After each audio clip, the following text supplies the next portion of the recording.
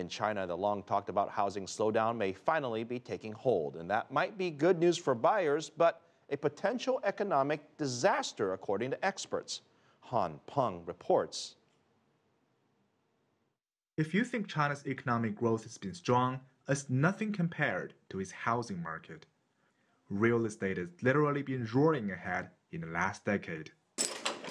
But behind the construction boom, millions are now struggling to pay for a decent place to live.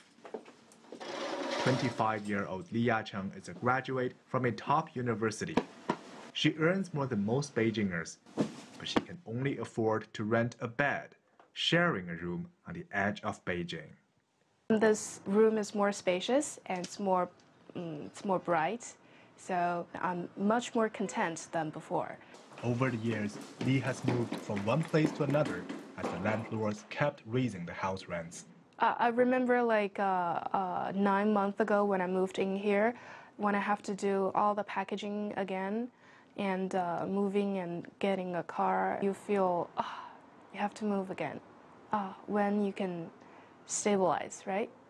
So renting a place to live is already difficult enough. What about buying one?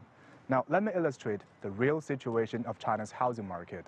This area I'm now standing, surrounded by this rope, is around 1 square meter.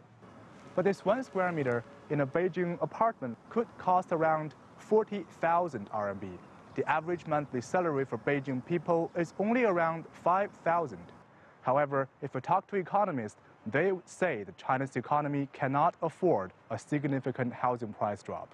That's going to be very detrimental to a macroeconomy. It's going to impact aggregate demand. People would feel that their wealth is shrinking, so consumption would be reduced.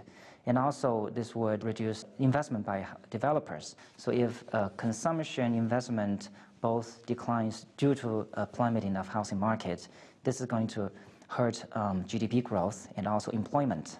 A potential economic disaster versus painstaking personal struggles.